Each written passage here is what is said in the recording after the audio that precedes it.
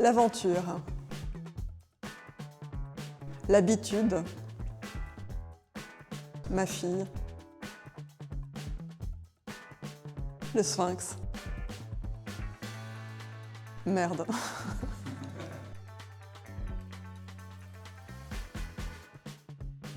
Vert. Brun. Le chocolat. L'abeille.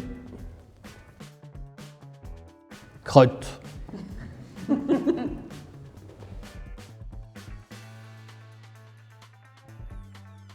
Diversité. Parallélépipède rectangle. La nature. Le cheval sauvage. Sacristie.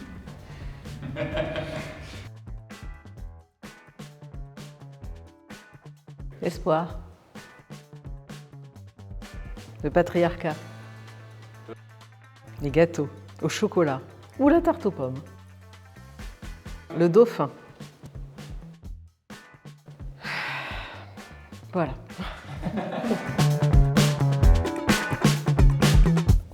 Le coût de la maison des sports. Possible ça? C'est plus que la population suisse, ça te dit. Pour le moment. Ça se rapproche de la population égyptienne. Ça sera la population italienne dans 20 ans. Non, c'est lié à Lyon. C'est lié à Lyon. Ah. Et c'est un chiffre qui apparaît dans le rapport de l'Eston 2024. C'est vrai que je vois ce chiffre quelque part dans la série des chiffres. Je croyais que c'était le coût de Colovray. Oui, maison des sports. C'est Colovray, ouais. Oh, c'est ce que j'ai dit. Ouais. C'est les dépenses brutes d'investissement. Alors, Pour l'année c'est pas ça. 2024. Pour l'année 2024. Ok. Donc, oui. Alors non. Non, alors c'était pour ça. Moi, il me semble que faire mieux avec moins, ou encore mieux avec moins, c'est tenir compte du fait que les ressources dont nous disposons, elles ne sont pas infinies. Et qu'à partir de là, il faut réfléchir à une autre manière qui n'est pas dans l'expansion et dans toujours plus, mais qu'on a une nécessité de faire avec moins parce que les ressources sont finies. Je ne sais pas ce que vous pensez de ça. Valérie? Déjà, si on partage mieux les ressources qu'on a à Nyon, on va trouver beaucoup de choses. On peut plus partager les logements, puisqu'il y a des logements où il y a peu de monde avec une grande surface, et d'autres qui sont obligés de partir. On a essayé de le mettre en place, mais c'est hyper compliqué, parce Ouais. on a un attachement à son logement. Enfin, comment on fait avec ça pour motiver les gens pour qu'ils soient prêts à déménager Je pense que si on et à partager leur logement? Je crois que s'il y a la confiance et l'appui de la commune, ça marchera comme on a fait pour le jardin, et ça a fort bien fonctionné, parce que la commune était entre celui qui propose son jardin et les gens qui prennent le jardin et qui le font ensemble. Et l'aval de la commune donnait de la sécurité des deux côtés. Il faut un médiateur. Un médiateur. Puis finalement, la commune semble être l'entité compétente dans les yeux du public pour ce partage quand il s'agit de choses importantes. Au moins, on peut le proposer. Au moins, ça peut se proposer. Oui, c'est comme ça. Mais d'avoir cette approche, c'est Mélanger. nécessairement d'avoir un dialogue en fait avec les propriétaires et d'avoir une approche beaucoup plus inclusive dans le processus pour pouvoir monter des projets et favoriser la création de logements. Donc ça nécessite aussi d'avoir un mode de faire plus coopératif dès le début pour partir aussi sur des démarches peut-être publiques-privées. C'est aussi une manière d'essayer d'optimiser les ressources, d'économiser pas seulement les ressources publiques mais aussi les ressources privées. C'est toute l'idée du partage qu'il y a dans la manivelle où on partage les objets.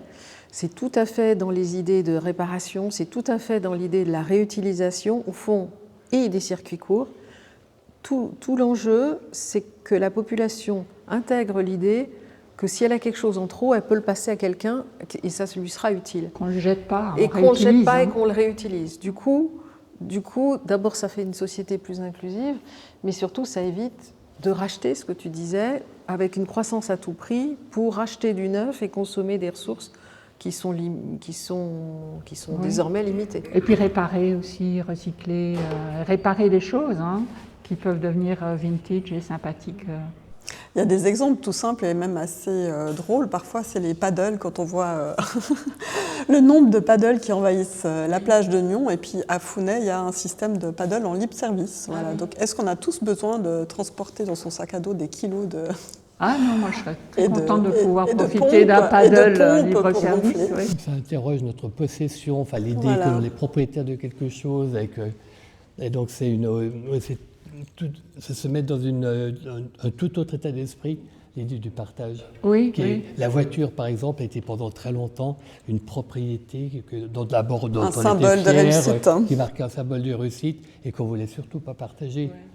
Mais maintenant, on partage les vélos, on partage les voitures, on partage les perceuses, on partage les jardins. Après, c'est aussi... C'est quand même la gestion de tout ça. Il faut aussi apprendre un peu la responsabilité, C'est ça, et puis du bien commun, justement. C'est aussi un changement de mentalité un peu. Tout le fait pour que, certains. que les politiques communales sont là pour rassurer tout le monde vis-à-vis de ça, puis donner l'impulsion. Ça rend les choses plus simples.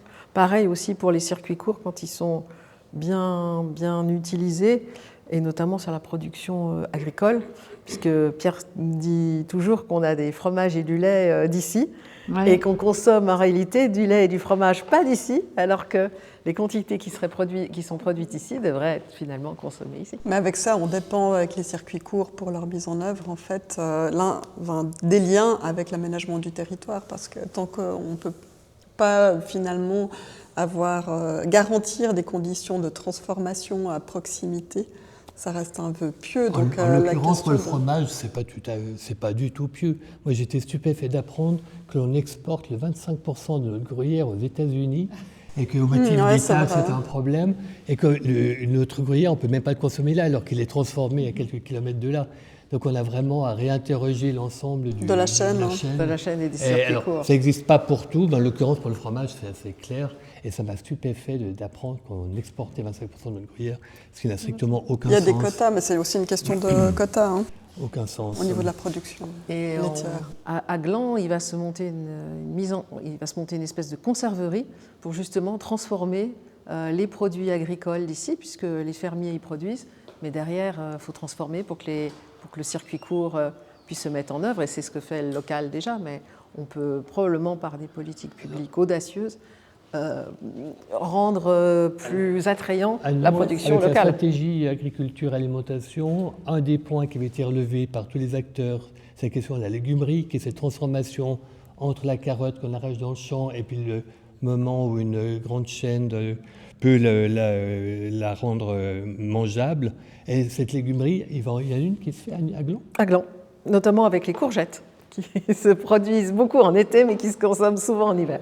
À Nyon, il y a le local, effectivement. Oui, mais la transformation, c'est par exemple la carotte, parce que ceux qui font la cuisine pour les collectivités publiques, ils ont des carottes râpées qui arrivent. Ah oui. Donc il faut pouvoir transformer les carottes râpées pour qu'elles ne puissent qu'à la cuisiner. Et les stocker. Oui, il faut encourager ce genre d'entreprise à s'installer, quoi. Et il y avait justement le projet d'installer ici, sur ce site de l'espace, une légumerie en coordination avec le projet de Miss. Et de même pour les ressourceries Alors, et je suis les étonné objets. de s'apprendre que ça se fait à Gland. Peut-être qu'on doit s'interroger sur la localisation. Du coup, j'ai appris quelque chose.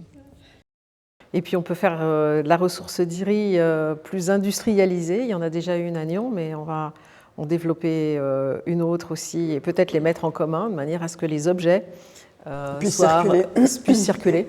Le projet s'appelle l'objet migrateur et on démarre ce mois-ci. Ah, c'est Mais parfait. le réemploi de la construction, c'est un vaste chantier pour lequel on n'est pas du tout pour le moment prêt, mais qui va devenir dans les années qui viennent une obligation. Et d'ailleurs, ici à l'espace, le projet qui a été développé pour l'agrandissement des locaux part pour une part avec des recyclages de matériaux prélevés sur d'autres chantiers. Mais ça change complètement la conception du bâtiment qui doit s'adapter aux produits disponibles plutôt que de partir d'une feuille blanche. Et puis rendre les rénovations plus attractives que les destructions. Absolument. Les déchets de chantier, c'est genre des dizaines, voire Enfin, c'est le premier type de déchets, c'est les déchets de chantier. C'est en millions de tonnes Clairement, par an. clairement. Et donc, si on arrive en termes de construction à réutiliser les ressources, on va descendre notre bilan en CO2. Et et on va... modifier probablement les matériaux aussi qu'on utilise pour la construction. Parce Et que... donc, ouais. Le béton armé n'est pas des plus adéquats, Non. clairement. Et réemployer. Voilà. Et créer des emplois locaux. Oui, Pas Pour soumis faire aux plus droits de douane simple. de Trump. pour faire plus simple et peut-être moins cher du coup même. Voilà ce qu'était pour nous faire plus avec moi.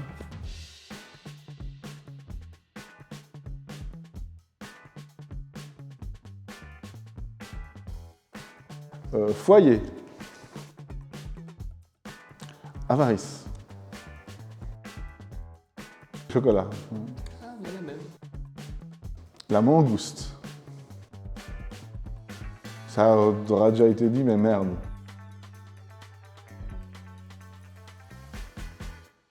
J'en ai pas. J'aime tous les mots. J'en ai pas non plus. J'en ai pas. Ma vie est d'une platitude. Le cochon d'Inde. Fichtre. C'est la couverture végétale d'oignon. Oh, c'est au moins. On en est très très loin. C'est quoi l'objectif? C'est 66%, non? C'est pas Le ça? canopé, ouais, mais on est loin aussi. Non, 80%, c'est la surface du domaine privé du territoire de la ville. 20% propriété de la ville et 80% en main privée. C'est tout à fait juste. Je crois que c'est juste. Donc ça signifie que pour plus de nature en ville, on dépend finalement des propriétaires privés, c'est Tout ça? à fait. Ouais, je pense que c'est surtout ça. Enfin, c'est ça que voudrait dire ce chiffre, effectivement. On doit convaincre les propriétaires quoi, d'avoir des comportements vertueux. Alors, on avait pris une initiative au cours de la législature, c'est de faire une fondation, la Fondation Flora, qui a recueilli aujourd'hui 750 000 francs et qui va cofinancer des projets qui sont faits chez les privés et qui vont motiver on a déjà un propriétaire avec lequel on lance un projet au Jouvencel et lancer un projet d'aménagement en faveur de la biodiversité, en faveur des îlots de fraîcheur et pour créer à l'intérieur des îlots des passages publics. Vous trouvez qu'il y a assez de nature en Agneau? Moi, je pense que ça s'améliore. Il y a beaucoup de choses qui changent, qui ont changé depuis que tu es en poste, je pense. Ouais. Mais on peut toujours mieux faire. Moi, je trouve qu'on est pas mal, mais ce qui m'interroge, c'est que ça m'a l'air fragmenté. En fait, je me pose la question des corridors écologiques, etc. Tu as parlé de créer aussi des passages pour les gens, mais c'est bien de créer ces corridors écologiques pour que la biodiversité puisse circuler en milieu urbain, mais aussi en milieu périurbain, pour arriver à connecter tout ça. C'est des infrastructures, effectivement, la mise en connexion elle est indispensable. Parce que si on crée des îlots indépendants les uns des autres, ça ne fonctionne pas. Et un des objectifs, c'est de relier l'Az au Boiron par des traverses horizontales parallèles au lac et qui relient ces deux milieux qui sont par ailleurs assez riches en biodiversité. Là, c'est le Boiron.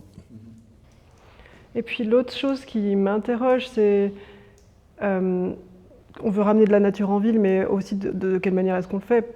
Parce que on le fait vraiment de manière raisonnée et en incluant tout le monde? Parce que ça peut aussi faire peur. Il y a des gens qui ont peur des insectes, il y a des gens qui ont peur des moustiques. Il y a des allergies. Il y a les allergies. Aux abeilles. Donc il faut aussi réfléchir à l'impact au niveau de la santé. Comment tout ça s'est pris en compte? Je crois que ces aspects-là sont importants à travailler aussi. Il semblerait que le contact avec la terre intervienne directement sur le microbiote de la peau et que c'est un des éléments indispensables pour être en bonne santé, c'est d'avoir un microbiote. Alors je ne connais pas les termes exacts, mais qui se développe et qui ne se développe correctement que si l'on contacte avec la terre. C'est la théorie hygiéniste. Non, mais c'est hyper intéressant parce que le microbiote, ça se vérifie, quoi. Et il y a un appauvrissement du microbiote, compte tenu de l'éloignement que nous avons de plus en plus avec la nature. Est-ce qu'il y a du travail avec les classes, justement, pour avoir aussi dans les cours de biologie des séquences autour de potagers? Je sais qu'il y a des démarches qui se faisaient. On a fait un potager école à la Duche. avec des classes qui viennent périodiquement pour voir du semis jusqu'à la récolte, comment ça se passe, qui sauront comment pousser une carotte. Et puis, on développe un rucher pédagogique avec l'association d'apiculture et qui a déjà reçu l'année dernière, je crois, 300 élèves et qui sont venus, ils sont passionnés, les enfants, c'est génial de les voir dans leur moustiquaire blanche et qui sont passionnés par la vie des abeilles et qui sont des petites graines que l'on sème comme ça dans la nouvelle génération. Mais c'est vrai, c'est important que les enfants mettent les mains dans la terre, hein, il me semble, ne serait-ce que pour Absolument. les sensibiliser aussi. Et puis aussi les sorties en forêt. Alors c'est clair que ça nécessite un déplacement un peu plus long, mais d'avoir aussi cette présence finalement dans les forêts et avoir une meilleure connaissance finalement du rôle de la forêt pour Nyon et sa région. Ça c'est aussi quelque chose d'important à renforcer cette connexion-là. Oui. Aller faire des hugs aux arbres. Des bons, ouais, exactement. Oui, il y a tout ce mouvement d'école à la forêt. Et il y a des crèches. Il y a des projets pilotes. Il y a des projets pilotes, il y a des plusieurs. crèches qui prennent les enfants, je crois même des semaines entières et qui sortent de la forêt avec un refuge. C'est un tout autre rapport, dans le fond, que l'on a. On a essayé de s'éloigner de la nature. Tu disais tout à l'heure que c'est effectivement des dangers. Et puis c'est du bruit, les grenouilles, elles empêchent de dormir, les corbeaux freux, c'est épouvantable. Donc c'est toute cette cohabitation qui est assez difficile à organiser. Hein. Ouais. Finalement, la part silencieuse de la nature, elle se trouve dans le lac aussi, et qui fait partie aussi de notre programme. Hein. La question du lac, de son rôle dans l'écosystème, de son rôle aussi pour les questions d'énergie. Hein. C'est un rôle essentiel. Alors, on a le témoin du musée du Léman qui a aussi un rôle de médiation, de sensibilisation, de faire connaître finalement la biodiversité lacustre à la population. Alors, est-ce que c'est des questions aussi? Est-ce qu'on pourrait élargir du musée du Léman vers d'autres types de sensibilisation que le lac? Il y a certainement plein d'actions à faire essaimer, à renforcer.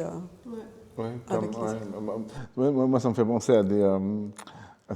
J'avais vu ça dans un reportage sur Londres où ils faisaient ils appellent ça des hedgehog highways, donc c'est des autoroutes à hérissons.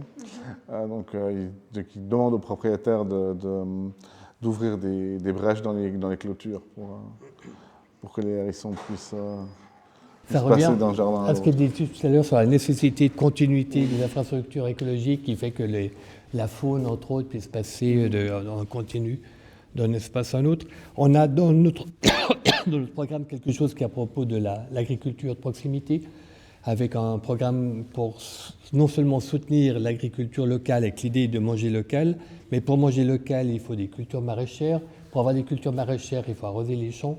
Et on développe un projet d'arrosage pour les agriculteurs à l'ouest de la ville et qui devrait permettre à terme d'augmenter la production de cultures maraîchères, qui permettrait à terme d'augmenter la part de production que l'on peut manger localement. Mais c'est des travaux qui sont au long cours et qui porteront leurs effets dans quelques années, on espère. On n'a pas parlé de la santé, enfin on en a parlé un peu finalement avec l'alimentation, etc. Vrai, mais la santé mentale, Mm-hmm. c'est quand même quelque chose d'important aussi avec la nature. Le fait de ramener, que les gens puissent être en contact avec de la flore, des arbres, qu'il y ait des oiseaux qui reviennent en ville aussi, puis des espaces de rencontre, enfin tous ces aspects-là. Oui, que ces espaces de rencontre ou ces espaces publics finalement soient moins minéraux. Je pense qu'il y a déjà une belle évolution qui a été entamée à Nyon depuis cette législature, mais c'est vraiment des actions qui pourraient être renforcées encore pour végétaliser toujours plus finalement ces espaces publics. Là, tu penses aussi à la préparation pour le réchauffement climatique, la forme de résilience de la ville. Exactement, tout à fait. Apporter aussi la fraîcheur en ville, surtout la saison estivale. De renforcer finalement la proportion de végétaux dans l'espace public, ça contribue aussi. Mais c'est s'interroger pour végétaliser sur le cycle de l'eau, d'avoir des surfaces perméables plutôt que d'envoyer ces eaux directement au lac pour que le sol absorbe cette humidité, soit capable de restituer le moment nécessaire pour la végétation. Donc c'est vraiment toute une autre manière de concevoir l'espace de la ville. de ramener de la nature. Et c'est pas juste de planter des arbres, faire réfléchir d'une part à tout le cycle de l'eau, mais c'est aussi le rapport des habitants avec la nature et qui est parfois qui peut être assez conflictuel. Ouais, des parcours didactiques, par exemple, ça c'est aussi, Oui, c'est aussi un programme. des projets assez soft qui peuvent être mis en place facilement et qui sont vraiment des bons médiums pour rapprocher, faire ce lien, renforcer le lien entre nature et la population, apporter Dieu, apporter demain. Oui, il y a des belles choses dans notre programme et puis il y a des belles choses dans notre bilan aussi. Moi, j'ai souvenir que parfois au marché, on vient nous féliciter pour des choses comme le COSI ou moi-même, j'ai vu ces 5 dernières années le parc Alice Sauvin beaucoup évoluer également. Et c'est pas fini. Donc, ouais. C'est comme la cour, la cour de l'usine à gaz. Elle a été faite à une époque où on n'avait pas encore finalement appréhendé l'ampleur de ces étés caniculaires. Et aujourd'hui, cette esplanade de la cour de l'usine à gaz, qui est vraiment purement minérale, probablement qu'il y a vraiment tout intérêt à y ramener, comme disent tous les pouces verts, à ramener un petit peu des plantes, des espèces. Dans cet espace. Et on pourra utiliser l'expérience qu'on aura acquise avec, par exemple, l'esplanade des Marronniers, qui m'a l'air de bien prendre la végétation sur l'esplanade des Marronniers. Mais qui a fait l'objet de petites polémiques, parce que les gardiens de la manière ancienne de faire, avec des surfaces de gravier parfaitement propres, je pense que on me l'a écrit d'ailleurs, une hérésie esthétique d'avoir ensemencé les fins des marronniers. Donc ça montre aussi la résistance au changement, et c'est un des freins aussi à ces développements, c'est la résistance au changement.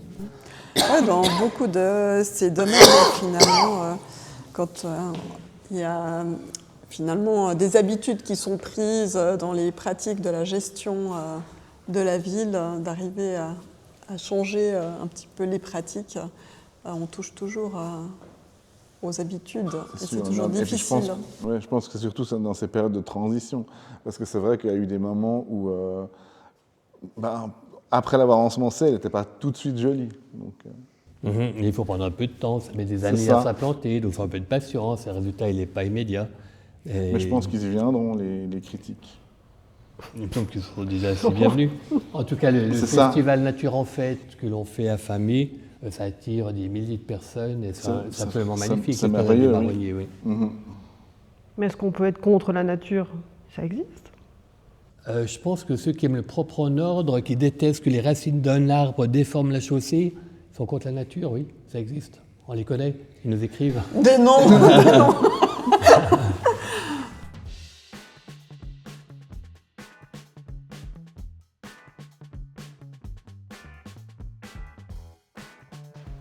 Opportunité. Injustice. Le matcha au lait d'avoine. L'écureuil. Oh shoot.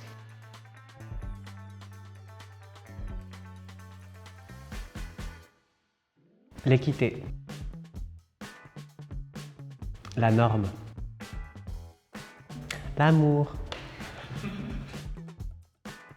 Le chat. Ça commence par et ça finit par A. Le nombre d'arbres plantés en 2025 à Nyon. Ah, c'est des finances. Oups. Non, c'est l'économie. Économie de proximité. 2380. De subventions octroyées. Non. À Nyon. À Nyon. 2380 à Nyon. Il y a 18 000 emplois. Donc 2380, ça peut être entreprise. Nouveaux habitants. Oui, entreprise. Entreprise. Ah, Bravo. Moi, je pense que les Verts, c'est le parti le plus innovant de tous les partis aujourd'hui parce que c'est un acteur du changement. le changement, ça se définit comment? C'est un peu ça aussi la question, mais je pense que c'est en favorisant les emplois les nouveaux emplois aussi, et les emplois qui sont un peu différents par des subventions pour se former, pour apprendre qu'est-ce que les nouvelles énergies, comment est-ce qu'on peut travailler aussi. Le circuit court. Qu'est-ce que tu en penses? Oui, puis pouvoir aussi offrir l'entièreté des nécessités à une personne, c'est-à-dire qu'elle n'ait pas besoin de forcément prendre le train pour aller travailler et qu'en fait elle peut finalement vivre dans un circuit court, habiter pas trop loin de son milieu professionnel, avec si elle a une famille, l'école de ses enfants, etc., les magasins aussi. Donc finalement, dans la forme de durabilité et au niveau économique, ça passe aussi par là, je pense, par la proximité. Je suis d'accord avec toi. C'est vrai qu'avec bientôt 25 000 habitants aujourd'hui à Nyon, il y a une forme de mue aussi vers une vraie centralité régionale et qui implique d'avoir vraiment une diversité de services, d'emplois, d'activités de loisirs à proximité pour permettre de vivre, travailler, d'avoir sa vie sociale à Nyon sans devoir partir à l'extérieur, comme finalement toute une génération pour sortir à naviguer entre Genève et Lausanne, et qu'aujourd'hui il y a des lieux de culture, il y a des lieux de sport qui permettent d'accueillir toute cette population. D'où l'importance de pouvoir investir dans des infrastructures et des services, quels qu'ils soient, aux citoyens et citoyennes, pour pouvoir justement promouvoir cette proximité-là et investir dans cette population pour ne pas en faire juste Nyon, une cité dortoir, mais pouvoir y vivre agréablement, confortablement et améliorer la qualité de vie au maximum. Et donc ça passe par des investissements et plus de prestations pour la population. Et amener dans les quartiers aussi ces services de proximité, mais ça nécessite aussi, avec ces investissements, d'impliquer un peu plus finalement les milieux économiques, à être aussi un acteur du territoire pour apporter ces services de proximité à une population. Pour rebondir sur le mode de proximité, il y a proximité de Nyon par rapport à Lausanne et Genève, mais il y a aussi proximité au sein de Nyon. C'est vrai qu'il y a un centre-ville qui est quand même actif avec le bord du lac, la ville et tout ce qui se passe autour du château, mais il y a aussi tout le nord et les quartiers nord de la ville qu'il ne faut pas oublier non plus. Et là, on voit qu'il y a des commerces qui se sont aussi développés, il y a des espaces communautaires auxquels on peut accéder aussi, il y a des scènes, il y a une vie culturelle qui s'offre, mais je pense que c'est aussi d'avoir cette proximité au sein des quartiers et des différentes parties de Nyon qui sont importantes. C'est vrai que dans les parties du nord de la ville, aujourd'hui, il y a très peu de cafés, de lieux, finalement, des lieux de rencontres, alors qu'une part prépondérante, j'en fais partie, habite dans ces quartiers. Et que là, il y a aussi un tissu sans prétériter finalement la vie du cœur de ville de Nyon, mais au contraire, de créer une liaison de connexion, de lieux de rencontre, d'échanges, d'activités pour les petits comme les grands. Ce que peut faire la ville, c'est mettre en place les conditions pour que ces lieux se développent à travers des plans d'affectation, en essayant de maîtriser d'abord une mixité d'affectation, ce qui n'a pas existé pendant des décennies, puisqu'on a fait des quartiers uniquement d'habitation. Et c'est à travers l'aménagement du territoire que l'on peut donner les conditions pour que ça se développe. Par contre, on sait que c'est par ailleurs extrêmement fragile, parce que les gens préfèrent aller faire leurs courses dans un centre commercial où ils trouvent tout, plutôt que dans la petite épicerie au bas de chez soi. Donc cet équilibre, il est assez fragile, mais je pense que la collectivité, elle a un rôle, en tout cas dans la mise en place des conditions qui permettraient de le faire. Il y a une autre chose dans notre programme qui est liée aux finances communales, avec aujourd'hui des déficits qui sont importants, des emprunts qui se chiffrent en centaines de millions. Et il me semble que à partir de cette situation, partant du principe que nos ressources ne sont pas infinies, que l'on doit réfléchir à des manières de mutualiser. On ne peut pas faire système, on ne peut pas tout mutualiser, mais il y a toute une série d'investissements que l'on doit mutualiser, que ce soit avec des acteurs privés ou des infrastructures qui ont un double usage. Et je pense qu'il y a dans cette possibilité de mutualiser nos infrastructures, nos investissements, des possibilités d'économie qui sont assez importantes. Et puis aussi, l'intérêt aussi de préserver aussi une population qui est représentative de toutes les générations, comme tu disais Marius, de ne pas avoir une cité dortoir, mais aussi de préserver ici des habitants, des jeunes adultes qui puissent trouver un logement, comme les aînés. Il y a aussi des prestations au niveau de politique du logement plus actives pour encourager les coopératives à mieux se développer en termes de logement. Ça permet aussi des logements accessibles. Et puis pour les personnes âgées, d'avoir aussi des services de proximité, comme cela se passe aujourd'hui dans certaines villes, des livraisons à vélo, des repas à domicile. Je crois que parmi les Verts, il y a les premiers à soutenir les subventions pour les repas à domicile pour les personnes âgées, mais on pourrait aussi renforcer la question des livraisons à vélo dans les quartiers. Et c'est vrai que d'un point de vue financier, comme l'a dit Pierre, on pense toujours aux dépenses et aux charges, mais très rarement aux recettes. C'est peut-être un peu paradoxal aussi de se dire, si on a quand même une petite volonté idéologique anticapitaliste de se dire on doit penser aux recettes, mais on doit quand même y penser parce que si on veut offrir des infrastructures et des prestations, il faut bien les financer. Et donc pas forcément avoir recours qu'à l'emprunt, mais pouvoir aussi avoir une réelle discussion et peut-être rendre ça aussi à la population. Et donc enfin, quelque part, une question d'économie durable, c'est aussi se dire la meilleure utilisation de la démocratie, c'est de se dire on a ces projets ou ces infrastructures ou ces prestations à offrir. Est-ce que la population le veut vraiment? Et donc, y proposer des points d'impôt affectés, par exemple, sur la réalisation de certains projets, pour dire, voilà, ce projet vient avec ces points d'impôt parce qu'on doit le financer, en fait, avec de l'argent. Est-ce que vous le voulez ou pas?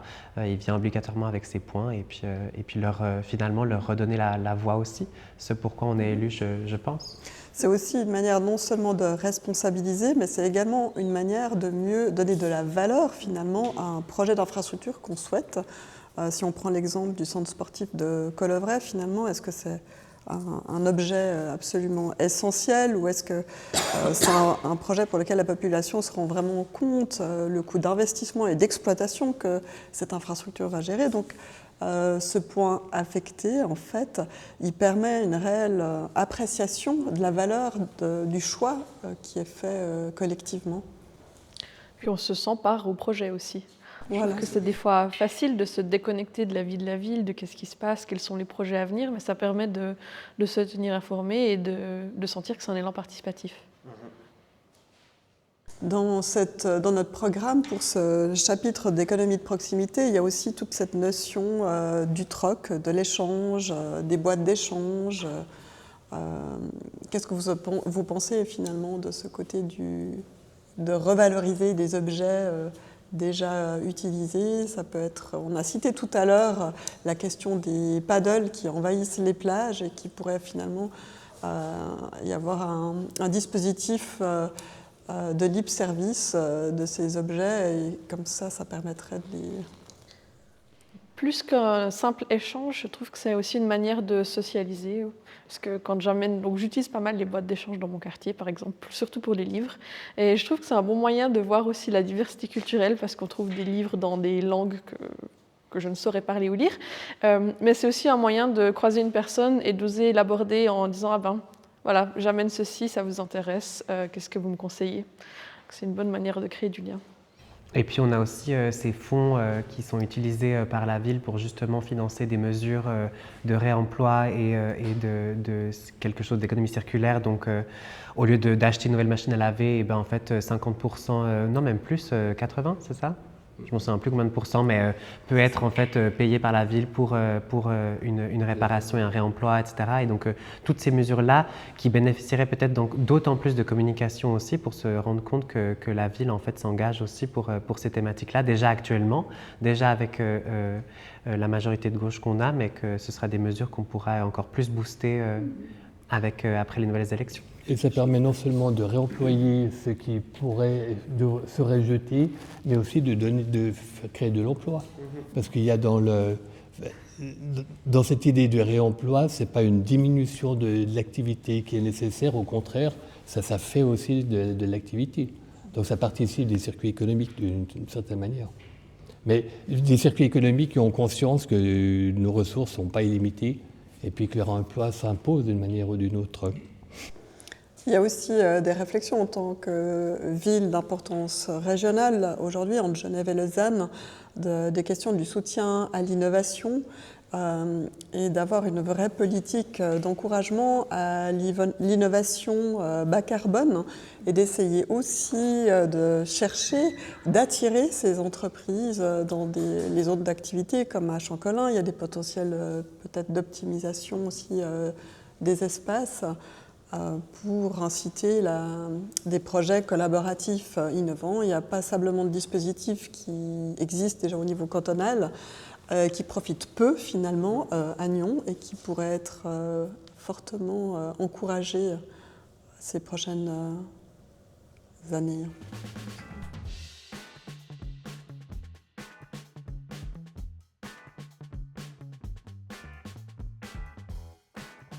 Bonheur.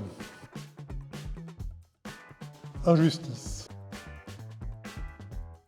L'alcool, je dirais. Alors, je dirais le chat. Alors, c'est très grossier, hein, c'est bordel à cul.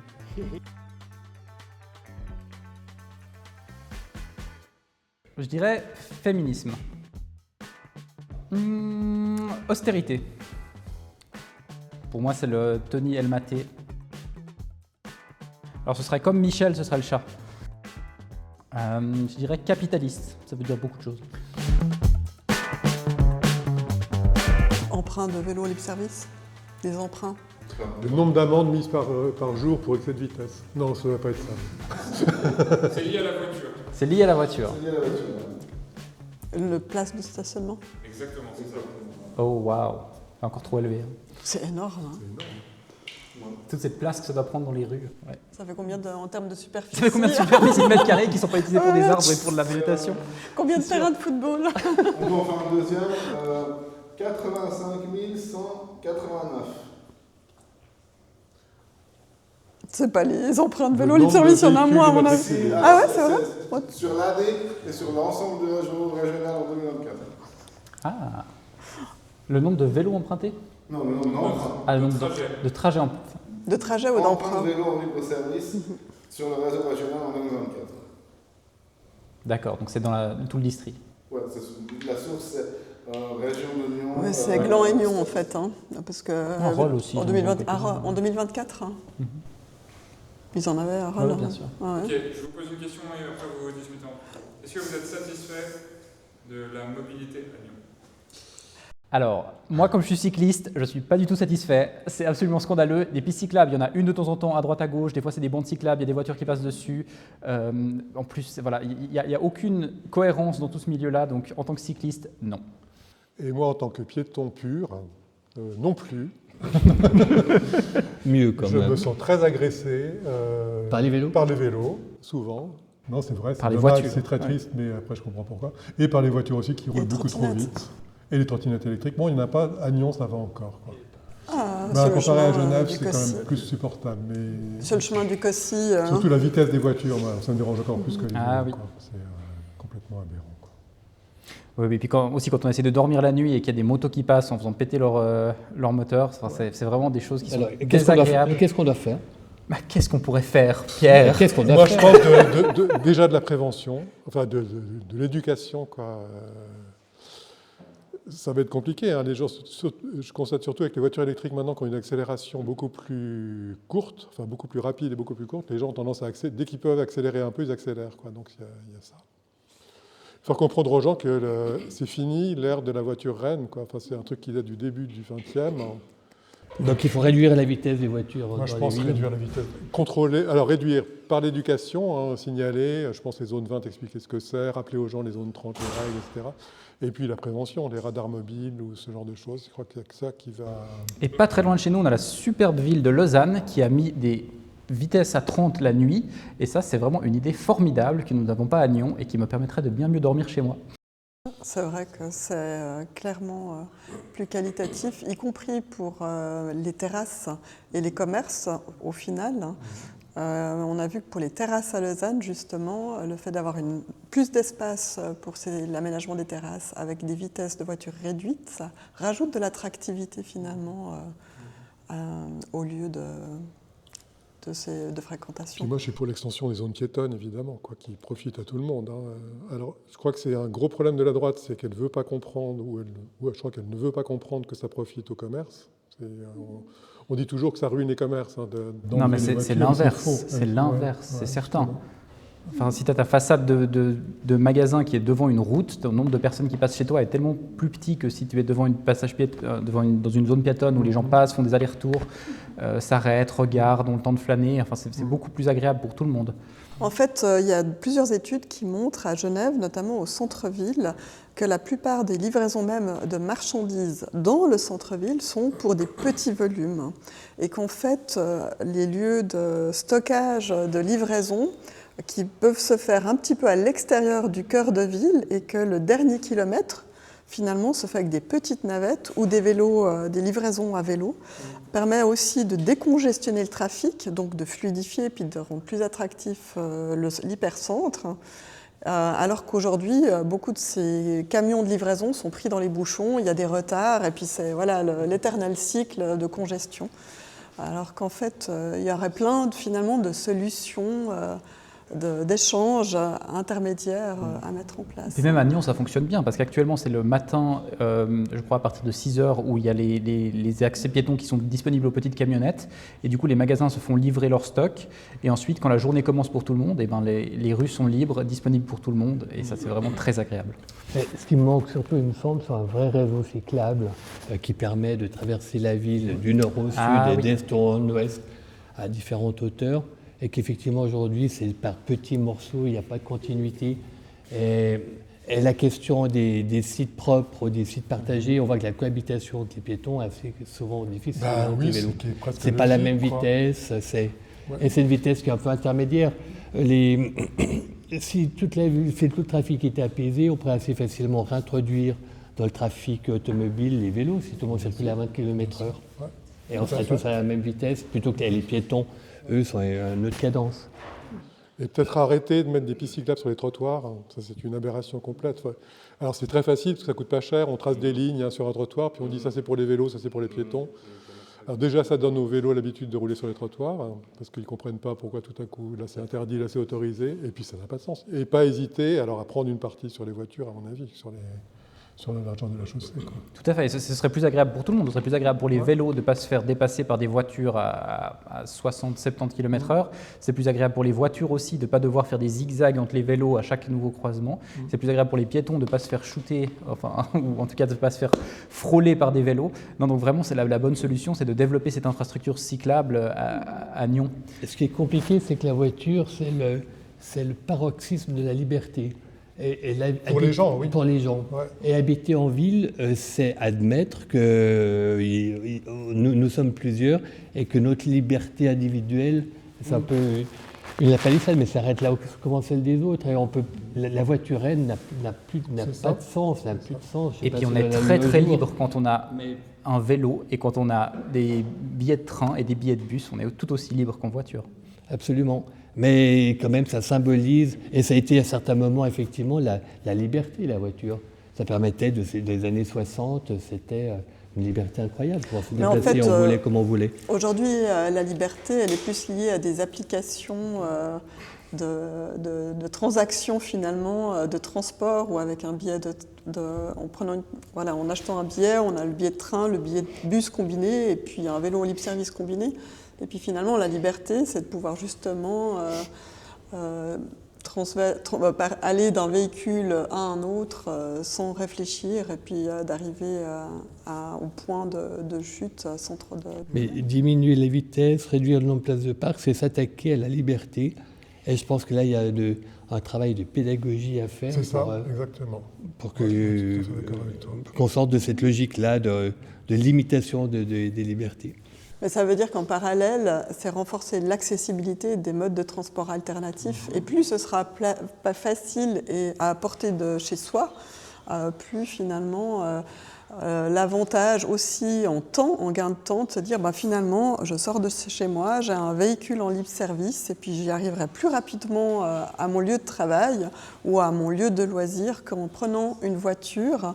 Et en sachant que je vais passer plus de temps avec l'incertitude des bouchons et du trafic, et qu'en termes de coût, finalement, ça revient peut-être plus cher, finalement. Et puis les transports publics, c'est aussi toute une infrastructure qu'il faut renforcer parce qu'actuellement, elle fonctionne extrêmement bien. On a des lignes de bus qui vont jusqu'à Gex, qui vont jusqu'à Divonne, qui amènent des gens qui doivent travailler à Nyon, qui leur permettent de repartir le soir sans générer des bouchons. On a le train qui amène tout plein de personnes depuis aussi la France voisine, depuis toutes les communes environnantes. Et toutes ces infrastructures, c'est des choses qu'il faut renforcer.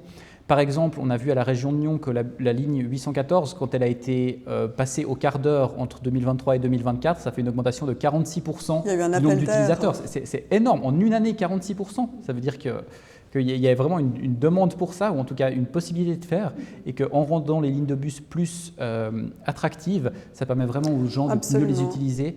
Et c'est quelque chose de naturel qui s'entretient. Et ça les connecte au transport public. C'est pour ça que dans notre programme, on a articulé le programme pour une mobilité partagée. Et les transports publics, finalement, en font partie. Et il ne faut pas oublier qu'en 1964, l'autoroute a coupé la ligne du Nyon-Divonne, du train, et que ça montre bien comment ces questions dans le temps sont discutées, et que la voiture elle a fait des dégâts dans toutes les villes d'ailleurs, puisqu'il y avait des lignes de tram à Lausanne, il y avait des lignes de tram à Genève, il y avait un tram qui allait de Gland à Benien, et que tout ça a disparu pour la voiture, et que ce changement aujourd'hui, il y a une très forte résistance contre ce changement qu'on essaye de mettre en place. Même très localement, il y a aussi des problèmes qui sont amenés par ce changement dont tu parles. Actuellement, les rives de Nyon, elles sont difficilement accessibles parce qu'il y a une route cantonale qui passe devant. Si on se balade le long des rives, on a sans cesse des bruits de voitures qui passent à côté à 50, 60, 70 km/h des fois, et qui vraiment rendent la qualité de ces rives, les rendent moins attractives, alors que ça pourrait être des espaces où on pourrait flâner, des espaces où on pourrait, en tant que piéton avec sa famille, venir, qui actuellement ne sont pas utilisées autant que ce qu'elles pourraient l'être. Et c'est pour ça qu'on a introduit dans notre programme des dimanches sans voiture. Ça paraît possible de le faire à l'échelle de Nyon, et ça permettrait de tester quelques dimanches par année en été, de pouvoir avoir la liberté de se promener sur les quais sans bruit, sans devoir faire attention pour traverser, et en s'installant sur la route. Ils font ça à Lausanne, sur les quais à Auchy, c'est absolument incroyable. Et de façon infrastructurelle, c'est surtout la question de la requalification de cette RC1 en traversée de localité de Nyon. Mais je ne suis pas sûr qu'on ait besoin. La question des places de stationnement. Si on veut faire plus, si on veut faire mieux avec moins, pour moi, la requalification, simplement à Lausanne, c'est la même route, on a simplement enlevé la voiture, et c'est déjà complètement incroyable. Et donc, moi, je trouve qu'on a dépensé des millions et des millions pour requalifier, je déteste ce terme, la RC1 entre Versoix et Nyon. Le résultat...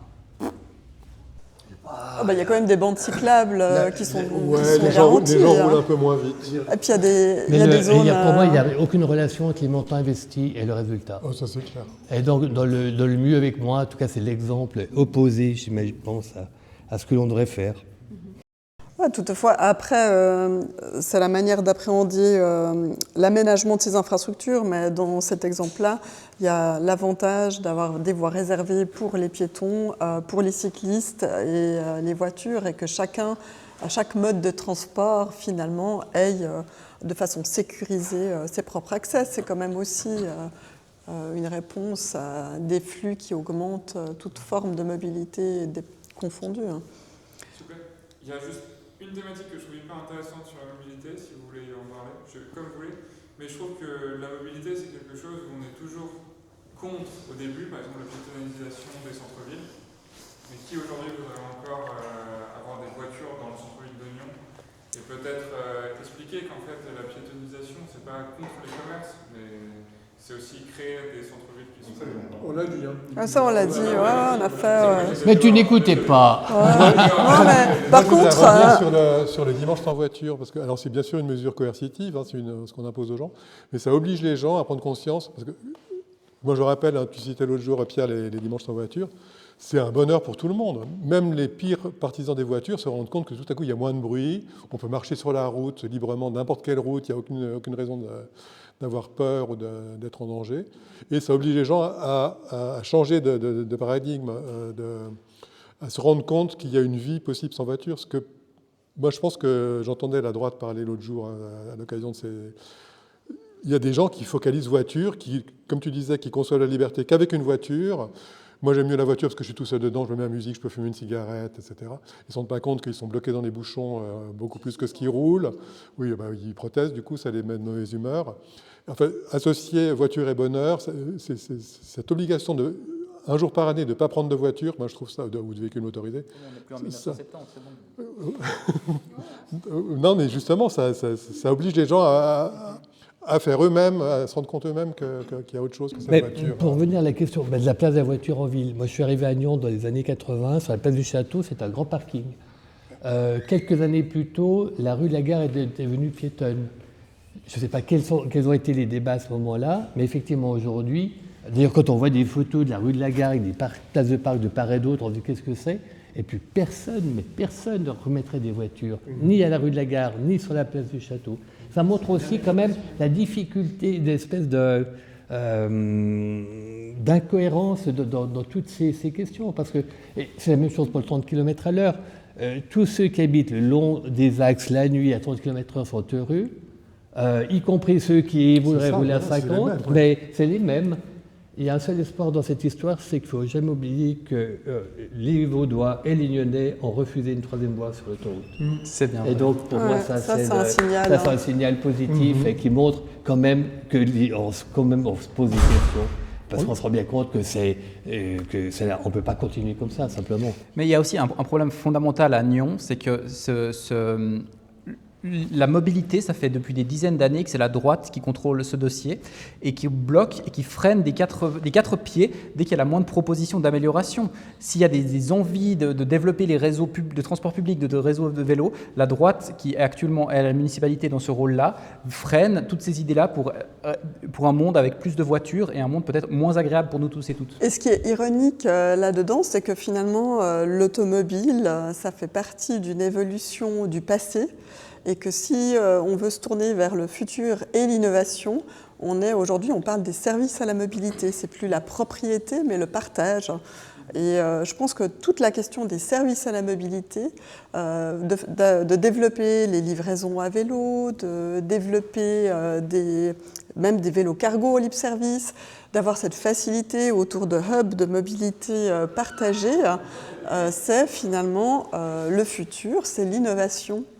Et je trouve ça assez ironique que finalement des partis qui sont quand même les chantres du libéralisme et de l'innovation sont finalement tournés vers le passé et la conservation plutôt que l'innovation vers les services. C'est ça. Pour l'avenir, ça sera plus peut-être de vélos. censuré parce qu'on va moins de voitures. Moins de voitures.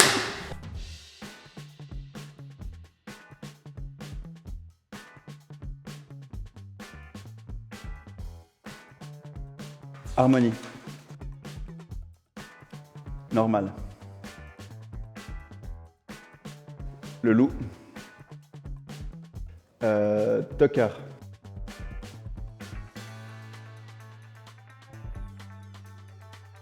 C'est la paix. Échéance. La lecture. Le paresseux. Merde.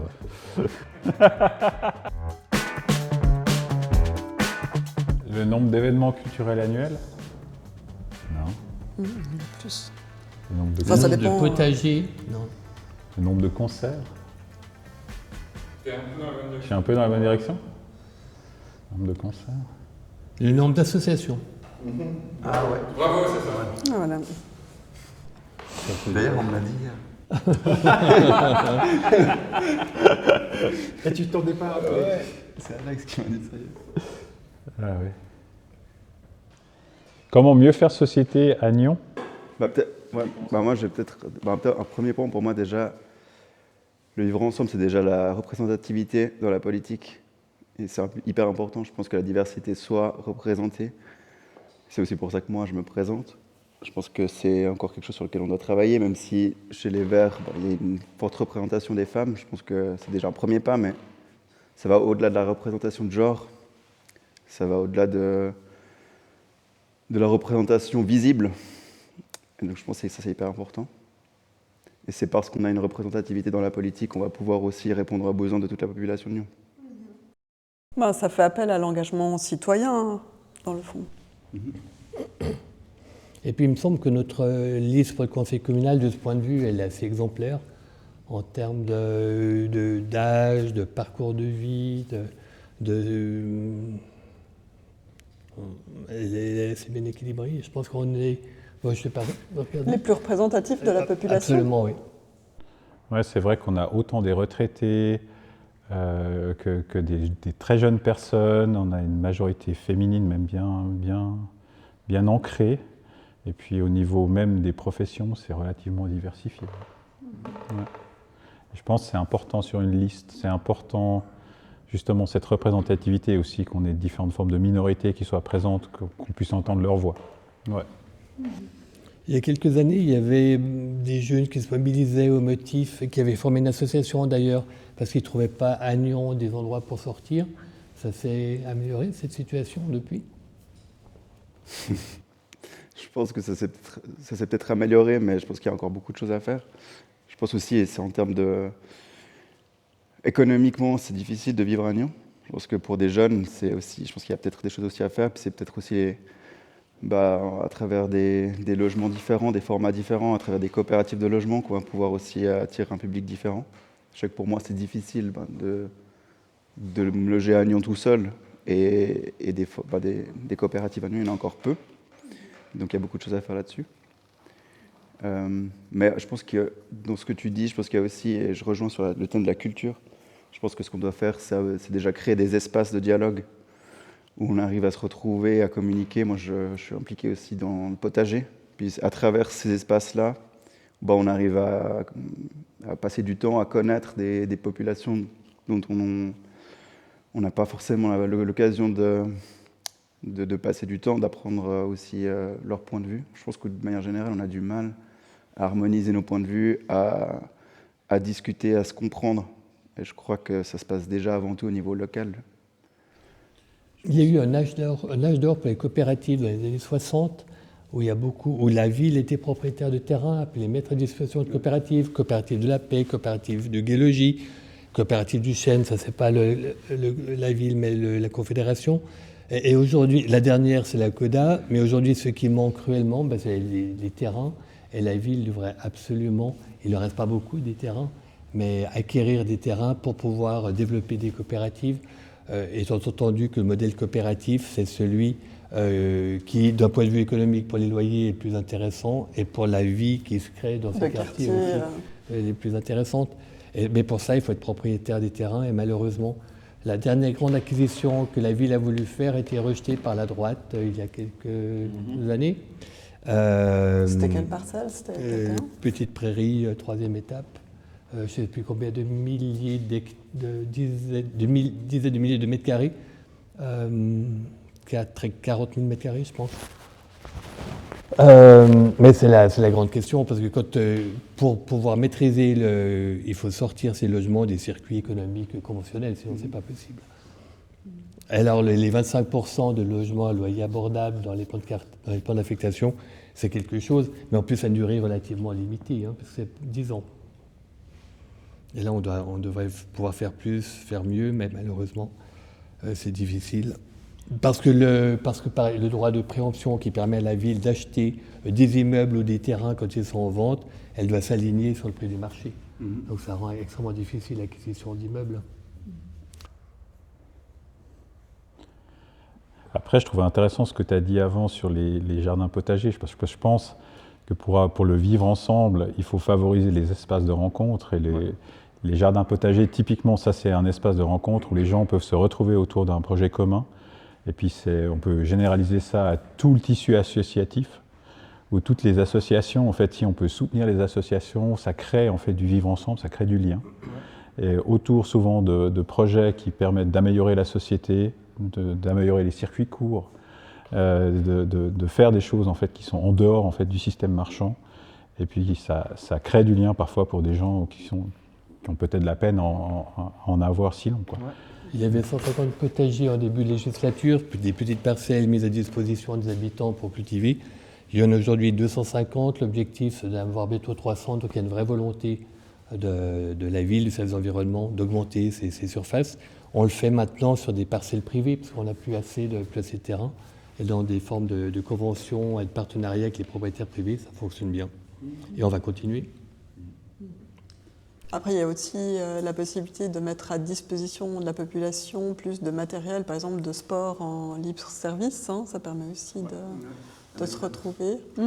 La manivelle, la bibliothèque d'objets qu'on a créée à Nyon. Ouais. Et ça, je pense je te laisse peut-être continuer sur ça. Mais je pense que c'est hyper important qu'on puisse créer ces espaces-là au niveau des quartiers. Pour l'instant, on a une bibliothèque centrale et je pense que ça commence à... Il y a quelque chose qui commence à se développer autour de ça, mais ça serait bien que chaque quartier puisse avoir sa propre... Ouais. Exactement. Puis il y a peut-être même des initiatives très simples où on demande de mettre aux gens de mettre des stickers sur des objets qu'ils peuvent partager. Ça crée du lien. Je pense que ça commence par des petites choses aussi. Ça peut être des gros projets, des gros événements comme on a à Nyon avec Paléo. Mais c'est aussi tous ces petits projets qui créent du lien, qui permettent aux gens de sortir de leur petite bulle pour qu'on apprenne à se connaître. Je crois que c'est vraiment ça le plus grand enjeu. Et puis d'éviter d'acheter à double, à triple, à quadruple, des choses qui peuvent être tout à fait partagées. L'idée d'être propriétaire de sa voiture aujourd'hui, avec la nouvelle génération, l'enjeu n'est plus du tout le même qu'il était il y a quelques années. Et il y a de plus en plus de voitures partagées, et c'est tant mieux. Parce que d'ailleurs, il y a des calculs qui sont faits comme ça, qui démontrent qu'une voiture en autopartage, elle occupe 5-6 fois moins de place, parce qu'elle est utilisée par 6 personnes à des moments différents. Et il y avait une initiative au conseil communal, c'était un postulat vert, pour qu'il y ait de l'autopartage dans les quartiers. Malheureusement, c'était un peu balayé par on sait qui. Après, dans les services partagés, c'est, comme tu dis, des lieux de rencontre. Après, d'avoir des espaces, des locaux partagés, ça demande aussi une gestion. Par contre, en extérieur, ça permet une spontanéité de passage. Simplement, il y a une partie de l'année où il fait froid. Et d'avoir aussi des espaces, dans des espaces ouverts, des espaces publics dans les quartiers, des toitures végétalisées ou des espaces qui permettent aussi que même en cas de mauvais temps, on puisse se retrouver, même étant active à Nyon, travaillant à Nyon, entre midi et 2, tu veux pique-niquer, une partie de l'année, tu te dis je ne vais pas pouvoir aller dehors. Donc d'avoir aussi des aménagements extérieurs où tu peux te mettre à une table, faire connaissance, et puis quelle que soit la météo, mais tu es quand même en extérieur. Mais ça, c'est ce que tu dis, c'est intéressant, parce que c'est vrai que c'est une manière de dynamiser les quartiers et de permettre aux gens de se rencontrer facilement, spontanément, et puis de créer du lien spontanément. Si on aménage ça aussi pour toutes les catégories d'âge et de population, ça permet à des gens très différents, ou d'âge, ou de genres très différents, de se rencontrer de manière tout à fait spontanée et facile. Et ça crée toutes sortes de liens, en fait, ça rend les choses... Mais ça, c'est quelque chose, il faut le penser au niveau de l'urbanisme, de la planification, et il faut le vouloir, il faut la volonté pour ça, et puis c'est un moyen... Ouais. Je vois à la Levrate, en fait, comme j'habite à la Levrate, qu'il y a un parc dans lequel a été installé l'EVAM, qui est une bonne chose. Et à côté, finalement, c'est un coin de pique-nique très fréquenté par tous les habitants du quartier. Mais là, a été aménagé plus un espace d'air, de sport, de football, etc. Ce qui fait qu'aujourd'hui, il y a moins finalement de personnes qui viennent pique-niquer et ils se reportent de l'autre quartier, de l'autre partie du quartier. Donc ça signifie aussi que les espaces ont des fonctions et qu'il y a un espace où on peut faire du sport, mais ce n'est pas forcément là qu'on va non plus faire du pique-nique. Donc ça veut dire que quand on réfléchit aux aménagements, de bien prévoir qu'il y a des endroits qui sont dédiés à certaines pratiques et à d'autres pratiques, et qu'elles peuvent se situer l'une à côté de l'autre, mais que les aménagements soient clairement identifiés pour inviter la population à y venir. Parce que si ce n'est pas tout à fait clair, ça crée un flou, en fait, et on ne s'approprie pas cet espace. Je pense aussi, là, il y a le fait de créer des espaces. Moi, je pense qu'aussi le rôle de la ville, c'est aussi d'animer ces espaces, parce que c'est aussi... souvent, on n'y pense pas. Je pense qu'on crée des espaces, mais en fait, c'est comme si je vous invite chez moi puis que je ne suis pas là. Oui, Pour moi, c'est aussi le rôle de la ville d'accueillir les gens et d'aussi mettre à disposition du personnel de la ville pour animer ces espaces, s'assurer que ces espaces y vivent. Je pense que c'est parfois le problème, c'est qu'on crée des espaces, puis en fait, après, ils sont soit détournés, soit ils sont... C'est juste. Et je pense que là, il y a un vrai rôle de la ville aussi, de se donner les moyens à travers tout le personnel déjà qui fonctionne. Mais je pense que la ville, elle est en train de grandir, puis c'est des moyens qui sont importants aussi, auxquels peut-être on pense moins. D'avoir des personnes qui sont là pour animer ces espaces-là, les faire vivre, créer des communautés. Depuis qu'il y a l'Espagne des marronniers, on était sous les marronniers, ça a complètement réglé toute la question d'incivilité. Et on voit bien que c'est en occupant l'espace public que ça évite des manières moins souhaitées de l'occuper. La Seine du Nord est un bon exemple aussi de ce type. C'est que finalement, il y a un coin de pétanque qui est clairement défini, il y a un coin concert qui est clairement défini, mais ça permet aussi de sécuriser aussi de façon naturelle un espace et puis d'inviter les personnes qui passent de passage, les habitants du quartier, d'en profiter pleinement. Puis on voit que c'est un vrai succès, hein, donc c'est quelque chose qui est très apprécié et puis qu'on a envie de développer plus. Et demander dans des quartiers nord de la ville dans lesquels ce genre d'espace existe très peu. Il n'y a pas de grande place publique au nord, il n'y a pas d'espace où on peut, même pas des cafés dans lesquels on a envie de se retrouver. Enfin, rien n'est fait dans le nord de la ville parce que c'est un urbanisme d'une époque où l'individualisme était roi et on était au volant de sa voiture depuis son logement pour aller ou dans un centre commercial ou au centre-ville.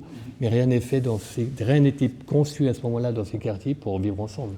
C'est vrai, alors que s'il y avait plus de terrasses, de lieux conviviaux au nord de la ville, ça renforce l'attractivité de la ville et puis ça permet aussi la circulation des personnes du nord de la ville vers le centre-ville.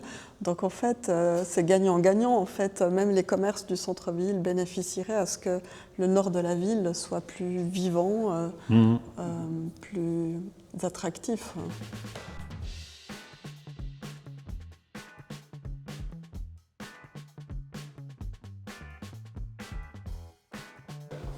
Différenciation.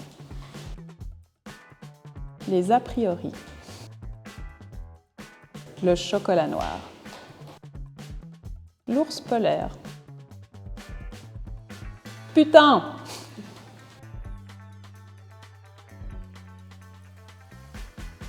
Vu que je suis allemand, c'est Geschwindigkeitsbeschränkung. Urgente. Le chocolat au lait. Ça va être en dauphin. Scheiße.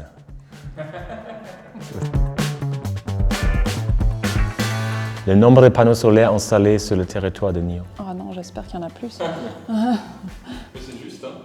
Non, c'est pas juste. Non, c'est le... 9394. Ah, mais c'est très proche. Oui, c'est assez proche. C'est aussi lié avec les kilowattheures. Hein. Le mégawatt. Produit. Le mégawatt produit. Oui, le mégawattheure produit solaire à Lyon. Ouais, super. Actuellement. Non, par année dans le rapport de gestion 2024. Donc au jour d'aujourd'hui, parce qu'il y en a plein d'autres qui vont être. Oui, aujourd'hui. En 2024, donc depuis, il y en a eu beaucoup plus. Ouais, c'est ça. Ah, 2024 en plus. Ouais. Ce qui permet de couvrir 10% de la consommation locale d'électricité aujourd'hui sont produites par des panneaux solaires. C'est assez? Bah non, c'est pas assez. Surtout qu'il y a plein de toits qui ne sont pas encore couverts. Comment on fait pour... Eh ben, il faut encourager les propriétaires à installer des panneaux, surtout les grands propriétaires. Parce que les propriétaires individuels, ils peuvent décider pour eux, mais les locataires qui vivent dans des immeubles, ils peuvent pas... Bon, ils peuvent encourager, mais écrire. Mais c'est vrai que c'est important de communiquer avec les grands propriétaires immobiliers. Un des grands enjeux de la production photovoltaïque, c'est la question du stockage. Parce qu'aujourd'hui, on va produire énormément d'électricité en été, avec le risque que cette production elle soit en surplus et que l'on doive fermer cette production. Donc il y a un vrai enjeu de la capacité de stocker cette électricité tant qu'on n'y arrivera pas. Enfin là, on arrive à arriver à une espèce de limite, en tout cas pour la production solaire estivale, malheureusement. Oui, je disais tout à l'heure, aujourd'hui à Nyon, c'est 10% d'électricité produite localement avec de la photovoltaïque ça couvre les 10% de la consommation de la ville. Oui, et en Suisse Total, c'est seulement 4%. Mais pour devenir carboneutre, il faut augmenter ça le plus vite possible. Et les estimations montrent qu'avec les panneaux solaires, ça peut augmenter jusqu'à 40%. 40% d'énergie en Suisse peut être créée par les photovoltaïques. Après, les photovoltaïques, c'est une solution, mais il y a d'autres alternatives comme la géothermie, l'aquathermie. Quel potentiel a Nyon avec ça? Bon, ça ne produit pas de l'électricité, mais on a trouvé on va l'annoncer bientôt, on va faire un bond dans notre production d'électricité. On va tripler la production d'électricité locale renouvelable avec de l'énergie hydraulique, avec un barrage qui est existant, et on va acheter 20% d'électricité à un barrage pas très loin d'ici. Mais c'est une information qui va arriver. Et on aura de cette manière-là, avec la production solaire et le barrage, 30% d'électricité produite localement. On n'a pas le problème du stockage. C'est une forme de stockage, exactement. Ouais, et c'est à d'autres moments. Ouais. Et l'on regarde aussi pour investir dans l'éolien. Alors l'éolien, c'est compliqué parce que c'est des sujets à des oppositions, y compris des milieux des Verts d'ailleurs. Oui, tout à fait, dans les communes du Haut. Dans les communes du Haut. Et il faut vraiment regarder aussi si c'est en zone avec assez de vin. Alors ça, il y a une cartographie du canton qui a repéré une série d'endroits, qui a fait comme ça un plan général sur le canton, avec je ne sais plus combien, une douzaine de sites. Sur ces sites, il y a des mesures de vent qui sont faites, mais après c'est la question de l'acceptabilité par les habitants de ces installations. Bien, souvent on entend, c'est pas très joli pour la... C'est pas beau, ça fait du bruit, c'est dangereux pour les oiseaux. C'est beaucoup de béton. C'est beaucoup d'infrastructures pour amener l'électricité, pour fonder ces éoliennes, mais c'est toujours mieux que des centrales nucléaires. Oui. Mais retour pour les panneaux solaires, clairement, un panneau noir sur une toiture noire, on ne voit presque pas et ça crée de l'énergie. Je crois aussi qu'il faut... alors moi, je fais cette étape d'installer les panneaux solaires sur mon parcelle, sur ma maison. Et je suis maintenant à 70% autonome. Et j'ai aussi inclus dans mon calcul l'installation d'une batterie. Alors, j'ai pensé à ça exactement. J'ai produit une année sans batterie, mais j'ai refoulé beaucoup d'énergie au service industriel pour un prix pas intéressant pour moi. Et j'ai fait la calcul et une année après, en savant quelle consommation j'ai calculé quelle batterie j'ai besoin. Et depuis une année, j'ai une batterie et ça a vraiment la sens. Bon, il ne faut jamais oublier que l'énergie la plus intéressante, c'est celle qu'on ne consomme pas. Donc le premier principe, c'est le principe de la sobriété, d'essayer de réduire notre consommation, que ce soit en énergie de chauffage, en électricité, parce que par ailleurs, cette énergie propre des panneaux photovoltaïques, il y a des petites terres rares pour les construire, il y a quelque part des mines qui sont exploitées dans des conditions. Il ne faut jamais oublier non plus tout ce processus qui permet, au bout du compte, de produire cette énergie propre, parce que l'ensemble du processus, il n'est pas d'une propreté irréprochable, on va dire. Mais encore mieux avec moins, si on vient sur les énergies renouvelables ou liées au chauffage, cette fois-ci plutôt, la question de l'énergie fatale, c'est aussi une manière d'optimiser l'utilisation des calories émises. La station d'épuration de Nyon, déjà aujourd'hui, sans récupérer cette énergie, on va le faire bientôt, produira autant de chaleur que la centrale de chauffe à bois qu'on va faire à côté. Et c'est absolument incroyable. La quantité d'énergie de la station d'épuration, c'est l'énergie fatale, c'est cette énergie qui est produite, qui n'est pas l'objectif premier, mais qui est un espèce de résidu comme ça. C'est un bon qui peut être exemple capté, d'optimisation des ressources. Absolument. Et puis la solution est probablement justement dans la différenciation, c'est-à-dire plein de sources d'énergie différentes. Il n'y a pas qu'une solution, c'est pas que le solaire. Mais je pensais à une autre chose qu'on peut mettre sur les toits qui est quand même aussi très utile. C'est pas de l'électricité, mais c'est des panneaux thermiques qui sont aussi très utiles pour chauffer l'eau de manière écologique. Et c'est vrai que moi, j'ai aussi fait cette expérience personnellement, puis j'ai été très étonnée. Je ne pensais pas que ça marchait aussi bien. Et puis ça, c'est très facile. Il n'y a presque pas d'entretien. Et puis c'est low-tech et c'est très simple. Oui, il y a moins de matériaux à la base. Rien, c'est des tuyaux dans lesquels circule de l'eau. Ça, c'est aussi quelque chose certainement qui peut se développer pour limiter la consommation d'énergie pour chauffer l'eau, parce que l'eau ménagère est quand même l'eau chaude, et ça représente un volume important. Après, il y a la question de l'isolation thermique aussi des bâtiments et de la rénovation ça, c'est un du gros potentiel. sujet. Alors, on a lancé Nyon Rénov', on a déjà fait quelques sessions pour essayer d'encourager les propriétaires des grands ensembles à rénover leurs bâtiments. Il y a passablement de personnes qui viennent.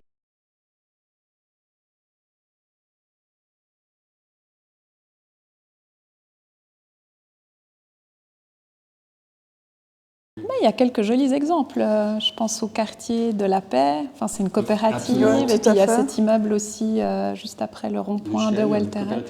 Ouais. Et chaque projet commence avec une analyse et il y a ce conseil incitatif fédéral de Suisse Énergie qui est gratuite pour tous les propriétaires d'immeubles pour laisser faire un expert venir et établir ensemble les scénarios et aussi les subventions qui existent pour établir un CECB+. Et là, dans ce rapport, on voit quel scénario il y a, quel coût il y a derrière les investissements, parce qu'il ne faut pas aussi oublier les coûts, mais les avantages, l'amortisation élémentaire et la production. Je reviens un instant sur les énergies fatales.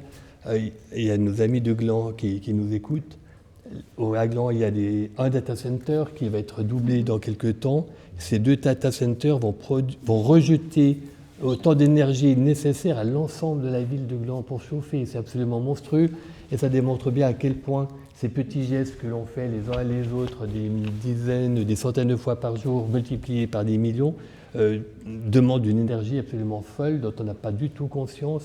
Et qui est, alors d'un côté, on économise de l'énergie, de l'électricité, puis de l'autre côté, on en dépense, et sans même le voir, et sans même le savoir, d'une certaine manière. Alors, comme on collabore chez les Verts, on vous donne une idée. Récupérer l'énergie des data centers. Ça va être fait. Et bien, une des questions pour ça, c'est de savoir si, alors à Gland, ils vont le récupérer, s'il n'y aurait pas un intérêt pour Nyon à se brancher là-dessus aussi. Tellement c'est énorme. C'est énorme, avec la difficulté de la récupérer sur une entreprise dont on ne sait pas ce qu'elle sera, où elle sera dans 20 ans, et si elle ne sera pas délocalisée quelque part, où les conditions, l'électricité sera mise en marché. Donc là, il y a une fragilité du système et aussi certainement des avancées techniques qui feront que dans quelques années, il y aura besoin de moins d'énergie pour transporter et traiter toutes ces informations dont on semble avoir besoin tout le temps. Après, il y a la question des circuits courts et puis de la transformation des ressources naturelles. Et puis, dans le cas des énergies et des ressources, il y a la question de la filière du bois, en fait, et de favoriser la transformation du bois en circuit court. Il y a toujours moins de scieries dans ce canton et en Suisse en général, pour pouvoir ensuite transformer les sous-produits, soit en énergie, mais voilà, il y a une perte de valeur aussi, soit dans la construction, sachant que le bois, il est aussi capteur de CO2 dans la construction, et qu'il y a quand même, notamment dans les surélévations, un potentiel d'utiliser aussi cette ressource naturelle dans la construction. Même si l'on sait que la santé des forêts n'est pas optimum, mais néanmoins, il y a quand même aujourd'hui du bois bœstriché, abîmé, qu'on peut aussi réutiliser, transformer dans les processus de transformation, heureusement. Et ça, c'est quand même un élément important à encourager. Et puis ça fait partie aussi d'une politique cantonale qui encourage et qui participe à inciter justement la construction en bois. Retomber sur un tiers de la consommation de CO2 en Suisse par les bâtiments. Et on n'a pas encore parlé de mettre ensemble les panneaux solaires qui créent l'énergie, mais en même temps remplacer les chaudières en mazout ou les chauffages en électricité qui sont une efficacité très faible avec, par exemple, des pompes à chaleur ou des pompes géothermiques, aussi pour les privés, parce que là, on enlève les énergies fossiles et on les remplace avec des énergies renouvelables, et ça donne une partenariat, une team-up très efficace. Et là aussi, dans une rénovation énergétique, la commune, elle va derrière, avec les subventions, derrière les subventions qu'on peut recevoir de la Suisse au niveau fédéral. Et ça peut être très intéressant pour un propriétaire d'installer ça et d'augmenter aussi la valeur de sa propriété. Et puis, il y a un aspect financier dont on ne parle pas toujours, mais c'est vrai que, par exemple, le projet du chauffage à distance à Nyon permettrait d'avoir une garantie du prix en fait, de la chaleur et de ne pas dépendre des marchés fossiles, en fait, dont les prix fluctuent sur l'économie. C'est peut-être ce qu'on a vécu aussi avec du coup. Et puis ça, c'est quand même, dans le monde dans lequel on vit, c'est aussi un aspect... Peut-être on met moins en avant les écologistes parce qu'on est avant tout porté par l'aspect écologiste, mais le côté financier peut être aussi très intéressant. Et puis de sécurité de l'approvisionnement. De les mettre ensemble, voilà. Mais de mettre ces deux choses ensemble, ça paraît quand même assez crucial. C'est pas juste un rêve d'idéaliste, quoi. Puis au niveau des investissements de la ville, c'est aussi de mieux évaluer l'impact des investissements, des projets d'infrastructures sous les angles écologiques et sociaux. Exactement. Voilà. Aussi l'argent, c'est contraint. Ouais. Tout à fait. Et ça, c'est plus des outils d'évaluation qui sont assez accessibles à mettre en place et qui permettraient aussi clairement de prioriser les investissements.